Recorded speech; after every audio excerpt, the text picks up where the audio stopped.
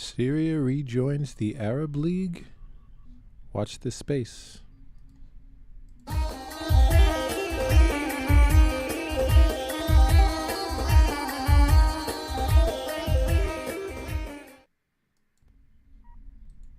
Egypt's speaker. Arab lawmakers on visit to Syria meet President Assad. This is from cgtn.com.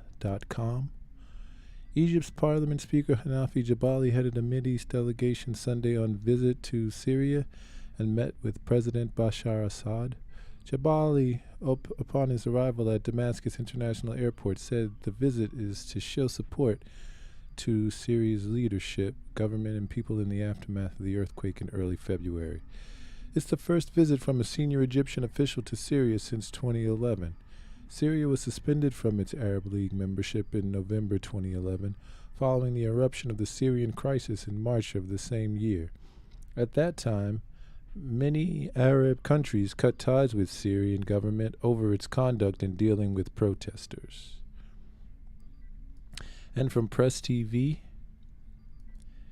Arab parliament speakers in Damascus amid efforts to reinstate Syria to Arab League. A number of Arab parliament speakers and senior legislators have arrived in Damascus amid attempts by certain countries, above all Iraq, to restore Syria's membership in the Arab League more than a decade after it was suspended from the 22-member bloc. The high-profile lawmakers landed at Damascus International Airport on Sunday and were officially received by Speaker of the People's Assembly of Syria, Hamouda Sabag. The atmosphere at the 34th Conference of the Arab International or Interparliamentary Union in the Iraqi capital city of Baghdad was very positive. It focused on unity among all Arab countries and underlined the need for Syria's return to the Arab diplomatic fold, Sabag told reporters.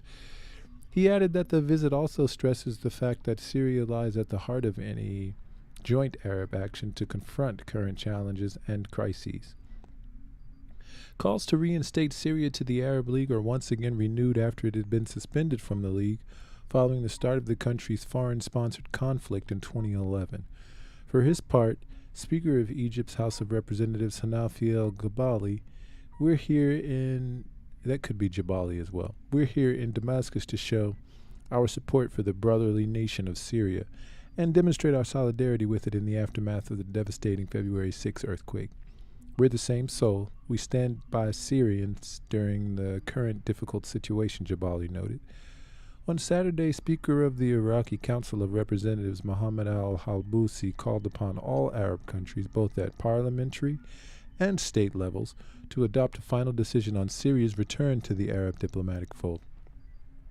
He urged Arab states to help war-torn Syria perform its Arab regional and international role effectively, work diligently for the country's stability and reconstruction of its badly damaged infrastructure, and assist Syrian refugees to return to their homeland.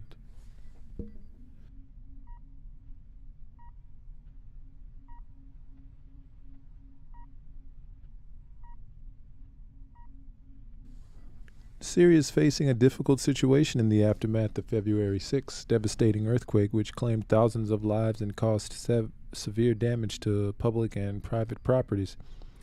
We should all assume our responsibilities and help Syria overcome the repercussions of the crisis, Halbousi noted. Jordanian Minister of Foreign Affairs and Expatriates Aman Safadi also described it as necessary for Syria to return to the Arab League. Syria represents the history, glory, civilization of the Arab world. Its sufferings have been exacerbated after the terrible earthquake disaster. This requires us to send more humanitarian aid to noble Syrians. We want Syria to act as an active and effective member of the Arab League in its decision-making, Safadi said. The Arab League suspended Syria's membership in November 2011, citing an alleged crackdown by Damascus on opposition protests. Syria has denounced the move as illegal and a violation of the organization's charter. Syria was one of the 6 founding members of the Arab League in 1945. And in recent months, an increasing number of countries and political parties have called for the reversal of its suspension from the Arab League. Meanwhile, Syria's ambassador to Oman says the Joint Economic and Trade Commission between the two countries will resume its activities in the near future. Idris Maya said in a television interview that the sixth session of Oman-Syria Joint Economic Commission will be held later this year in Muscat. The meeting will focus on exploring available channels for further advancement of bilateral trade relations, he said. The last time the Syria-Oman Joint Economic Commission convened was in Damascus in 2010. It stopped its official activities following the outbreak of Syria conflict. Exchanges of economic, cultural, and political delegations between the two countries, however, continued afterwards, Maya noted. The Syrian diplomat went on to note that Omani Minister of Economy said Mohammed al-Sakri will announce the date, or Saeed Mohammed al-Sakri will announce the date on which the sixth session of Oman-Syria Joint Economic Commission will be held. Last week, Syria's President Bashar al-Assad visited Oman and met with Sultan Haytham bin Tariq al-Said following the devastating earthquake. Syria's official news agency Sana reported that Assad and Sultan Haytham held a face-to-face meeting at Beit al-Baraka Royal Palace in Sib near Muscat, where the Omani king offered his condolences to the Syrian government and nation over the natural calamity. He also stressed his country's unflinching support for Syria in order to help the country cope with the aftermath of the earthquake and repercussions of the foreign-sponsored militancy, as well as the unilateral sanctions imposed by the West on Damascus. For his part, Assad expressed his gratitude to the Omani monarch, authorities, and the people for their solidarity with Syria and delivery of humanitarian aid convoys. He also approached Oman's support for Syria in the fight against Takfiri terrorist groups. Oman was one of the few Arab states to maintain diplomatic ties with Damascus after the breakout of the foreign-backed militancy in the Arab country in March 2011, in spite of pressure from the U.S. and other Persian Gulf allies. The country was also the first Persian Gulf state to reinstate its envoy to Syria in October 2020. Deceased Syrian Foreign Minister Walid al-Muallim accepted the credentials of Oman's ambassador Turki bin Mahmoud al-Busaidi, appointed to the post by royal decree in March that year. And from the cradle, top Arab parliaments in Syria for first visit since 2011. The Damascus visit of a delegation of Arab parliamentary leaders led by Iraqi MP Mohammed al-Halbusi continues Iraq's strong support for Syria in recent years.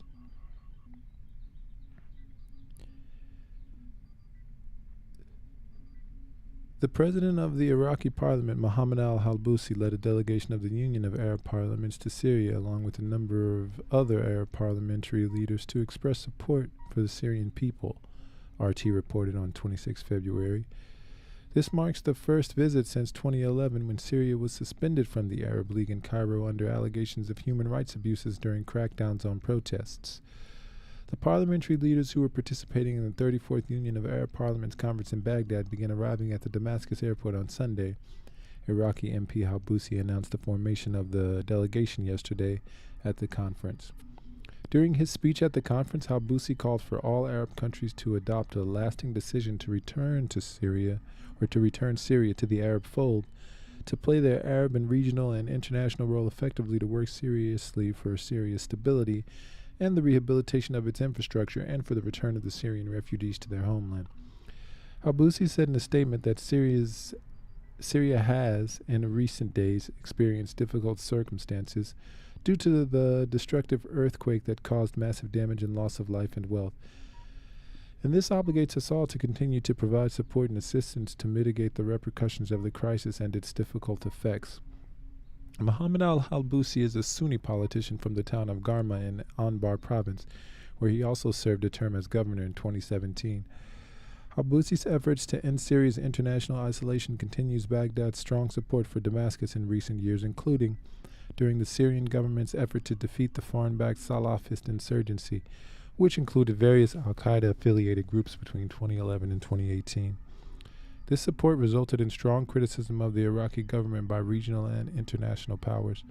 In September 2012, prominent Saudi journalist and general manager of state-owned Al Arabiya Abdul Rahman al-Rashid complained of then Prime Minister Nouri al-Maliki's umbilical attachment to Syria, explaining that there's no mystery behind the Syrian government's survival because Iraq, led by Maliki's pro-Iran Dawa party, was supplying the Syrian government with financial support, fuel, and safe land crossings, as well as an air corridor for Iranian planes to bring in the supplies to support the Syrian army.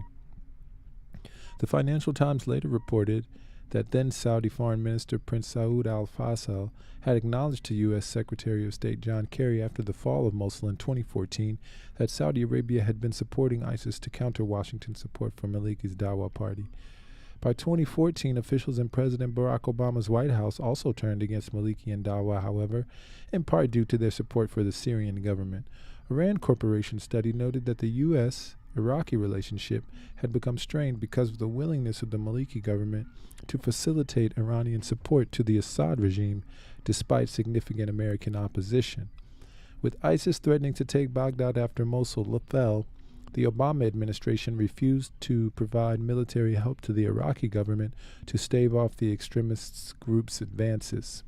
Obama's foreign policy advisor Philip Gordon explained that the president was clear he didn't want to launch that campaign until there was something to defend, and that wasn't Maliki.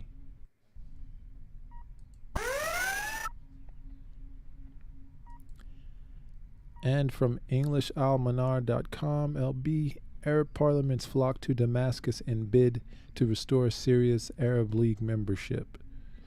A multitude of distinguished heads of parliament and delegations have descended upon Damascus International Airport on Sunday to declare their unwavering support to Syria and to demonstrate solidarity with its people amidst their arduous trials.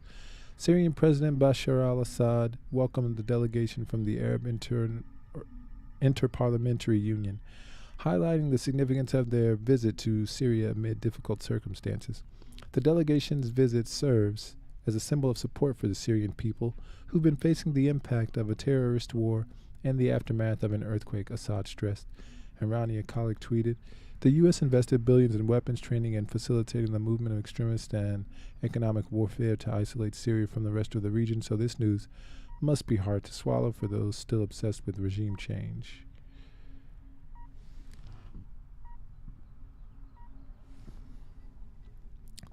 During the visit, the Emirati delegation, including its leader, expressed their support for the Syrian people who've endured the consequences of the destructive earthquake, warfare, and blockade.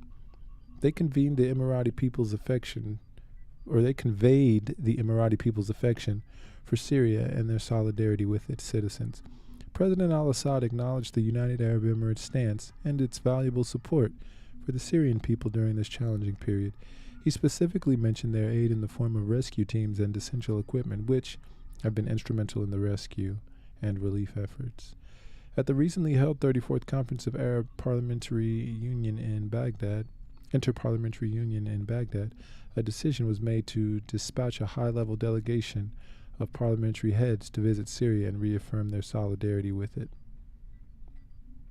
The Speaker of the People's Assembly, Hamoud Sabag, expounded on the favorable atmosphere of the Arab Interparliamentary Union Conference in Baghdad, where the collective stance of all Arab countries towards the vital necessity for Syria's return to its Arab surroundings was prominently featured. Sabag conveyed Syria's profound gratitude to all the delegations that have arrived in Damascus to demonstrate their steadfast support. Syrian parliament gathers Arabs. Sabag extended a warm welcome to the speakers of parliaments and heads of parliamentary delegations. During a session of the People's Assembly, the president of the Arab Interparliamentary Union and speaker of the Iraqi Council of Representatives, Mohammed al-Halbusi, emphasized their visit to Damascus as a symbol of support for Syria in overcoming its challenges. He added that Syria is an integral part of the Arab environment and expressed his hope that it would soon return to its rightful place among its fellow Arab nations. Similarly, the president of the Palestinian Nation Council, or the Palestinian National Council, Rawi Fatu, stated that the visit signifies the return of the Arab nation to Syria, which he described as the beating heart of Arabism. Other speakers, including Ahmad Safadi, the Speaker of the Jordanian Parliament, and Dr. Hanafi Ali Jabali, the Speaker of Egypt's Parliament, expressed their support for the Syrian people and affirmed their deep-rooted ties with Syria. And watch this space. Remember that your engagement in the form of a like, a share, and or a subscribe will propel us at warp speed towards the continuation of our mission. And